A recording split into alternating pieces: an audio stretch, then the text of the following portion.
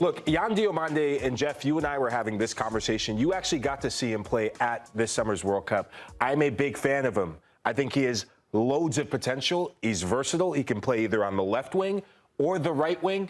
And when you look at Real Madrid's issues, the right wing has been a problem in the last couple seasons. It was an issue of imbalance on the right-hand side under Carlo Ancelotti. They tried to put Rodrigo there when he was healthy. They tried Arda Güler there. They even tried Jude Bellingham there. Eduardo Camavinga last season even played there against Barcelona in El Clasico. Ultimately, Yan Diomande will be playing on the right-hand side. But the staggering sum, 140 million euros is what this deal could go up to. Look, he's talented, but that is a shocking amount to pay for a 19-year-old. Yeah. When you need the one position you need, if you can pay 140 million euros, Jeff, why can't you pay 50 million euros to get Rodri? 50 million to get a player that you need, whether he's healthy or not. That is the profile of a player you need. Yet again, it's Florentino Perez adding more luxury than actual necessity, Real Madrid. I think this is more about, first of all, he's a great player. We know, and he's got fantastic potential. I'm staggered like you at the price tag. That is massive, absolutely massive. He's unproven, isn't he, Jen? Yeah. At a big club. We know how good he is, but it's a big step up, isn't it? It's a lot of money for him. But I think this is all about Perez, the uncertainty surrounding him. He wants to make statements. He wants to make statement signings. It's like, I think with kind of people thinking how bizarre the Mourinho appointment was, that I'm sure that the jury's still out as to whether or not that will be a success. But he'll get in the team. That's obvious. You don't pay that sort of money and don't start him. So I think Güler will probably be the one to pay the price for him coming in. But it just smacks once again. It's like Perez. It's like whack-a-mole, his transfer policy, isn't it? Yeah, I mean, you look, Jen, at some of the depth that Real Madrid have. So much depth in attack. Obviously, Endrick coming back in the fold with Mbappé, who is going to be the main man. Now there's reports and rumors that maybe Endrick wants out yet again. Yeah. And I would too if you're Endrick, given your status with the Brazilian national team and also your desire and need to develop. Looking at that right-hand side, the reason why I said the right side has been an issue, does Yan Diomande for you, Jen, start over Fede Valverde? But I think the price tag, I think Jeff made a good point. I think when you're bringing in a player with that kind of price tag, there's pressure to play those kind of players, especially at the start of the season. I think especially if you're a fan of Real Madrid and you're seeing a player like that come in with that price tag, you want to see what he's all about straight away. You want to see if, you know, the potential can come into a superstar early on in his 20s, because he is so young. I think that was the biggest thing with that price tag coming in for a player of his age. That will come with so much pressure. So I think he'll go straight in. How does the... Oh, no, go on. I was going to ask, how does a player that young, 19 years old, handle such a big price tag over his head? Because we've seen lots of, even just this past year, summer transfers who go for so much money and they don't perform to the expectations of the money that was paid for them. And you see sometimes they kind of fall apart or they don't know how to handle it. Yeah, I mean, I'll never know because there was never. But I think that one way, it depends on the character. It depends on who you have around you. It depends who your network is, who your friends are, what your family are saying. I think you have to shut out that kind of noise and just focus on you as a player and what you're, you know, there's a reason why you have that price tag coming into it. And it's just about, I guess, proving yourself day in, day out and why. But for me, I would be shutting out that noise personally. I'd be completely ignoring any money talk, any conversation around that. I agree with you, Jen. It depends on the mental strength of the individual, and you have to look at Yan Diomande's backstory. You know, he got rejected from everywhere, absolutely everywhere. He goes home, it's over, and it's his sister who keeps him going.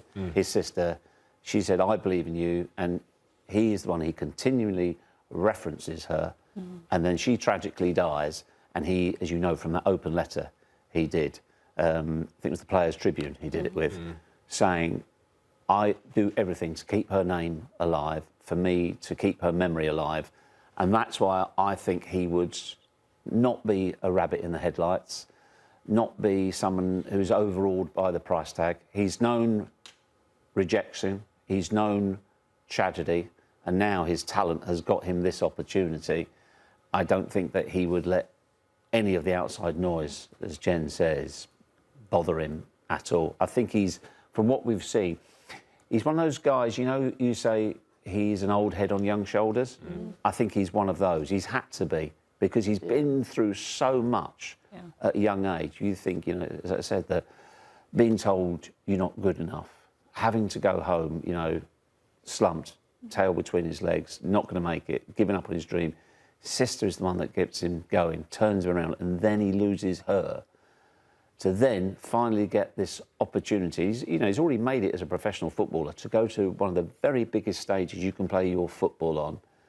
I think that you read enough into him that he'll be able to take it into his stride. Yeah, I think another player, when it comes to talking about Real Madrid, that has dealt with a lot, whether you like him or not, Vinicius Jr., who is also part of the conversation right now, because Real Madrid is still negotiating a contract with Vinny Jr. Will he, won't he? Yeah. Oh. Will he or will he not? So there are still negotiations being made there as they try to push for a new contract for him. And reportedly, they have made an improved contract offer, Real Madrid, for the Brazilian star, amid links to a potential move to Arsenal, Jeff. But, Jen, when you look at Vinny potentially staying with Real Madrid, do you think that that's the right move for him? It feels more and more like he'll stay with Real Madrid rather than going to Arsenal. Yeah, I think, look, as much as I would love to see him at Arsenal, I think I'm fully expecting him to stay. I think it's I don't know, a lot of noise around this deal, and you can kind of see why another club has been brought in for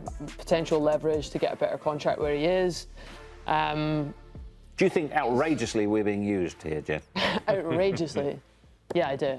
But if you're Arsenal and he's dangling an ankle, showing a bit of leg, you chase it. Of course you do. You want to. I think for even Arsenal to be in negotiations of that calibre player is so exciting for Arsenal fans to see, and I would love that to happen. But I think he'll stay. I think he's still young. There's only 1 year left as well for Real Madrid to let him go on a free next. They're definitely trying to extend him. I can see that happening for sure. Yeah, look, I'm going to go a different direction with Vinny Jr. because I'm a big Vinny Jr. fan. I've debated with this whole desk at different times when the rest of the world wanted to kick him out of Real Madrid, given the spat that he had with Xabi Alonso in El Clasico last season. Vinny Jr. does not get the respect I think he deserves when it comes to what he's done at Real Madrid. And yes, you can say the old moniker that it's Real Madrid and no one is bigger than the club. I fully agree with that. But when you look at what Vinny Jr. has done before Kylian Mbappé even got there, even at different times when Kylian Mbappé was kind of deciding, am I going to rest myself for the World Cup with France? Vinny Jr. stepped up his game in the Champions League, in La Liga, and he has put Real Madrid first at different times. I think that we see this kind of spat and this frustration from Vinny because Florentino Perez, after winning a Champions League, after what a lot of Madrid fans thought should have been a Ballon d'Or deserved performance in terms of the Champions League, but in terms of what he's done for the club on the pitch, Florentino Perez went and blew the whole thing up. He said, yeah, that's good. I know what I have with you. I'm going to go get a player and I'm going to build the whole team around or try and force Kylian Mbappé into this project. Now you take it one step further.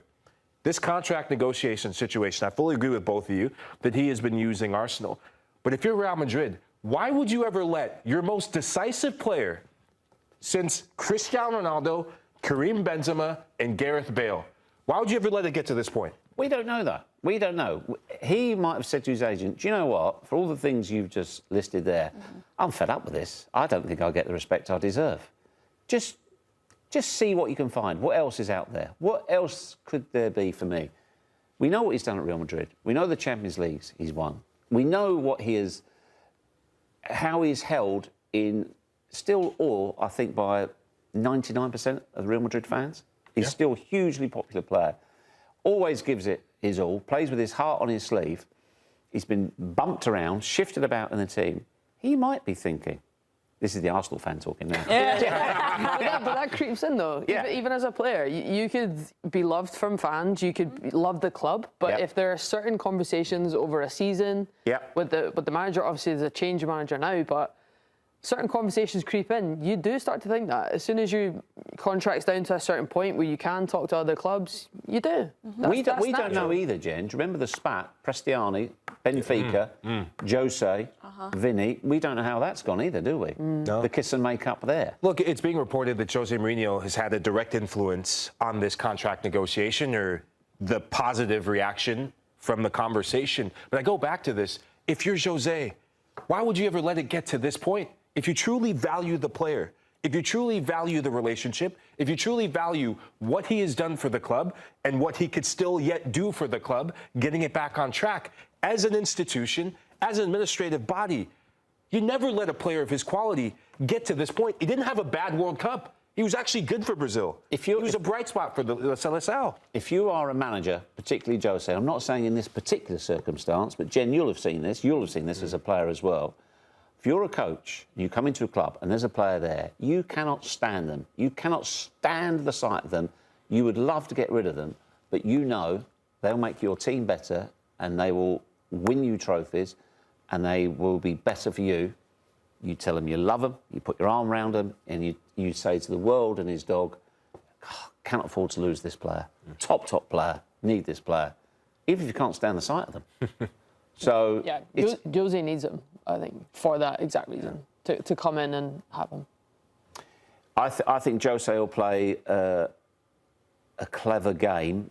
If he goes, he'll say, well, it was beyond my control, I wanted to keep him. And if he keeps him, he'll say, yep, always wanted to keep him, one of the best players in the world. So how do you see Mourinho? Obviously, there's a lot riding on this for him because it kind of feels like if it doesn't succeed for him here at Real Madrid yet again, this is kind of the last really big opportunity that we'll see with him at the helm. So how do you see him being able to handle everything coming his way this year, Jen, with all these new players and all these new moves and all the pressure that he has this season? I mean, if one guy can handle it, it's him. It's Mourinho. He's been there, done it at the top. I think this is his opportunity to really solidify himself in that. But I mean, he's a top manager. He's won everything. Is or was?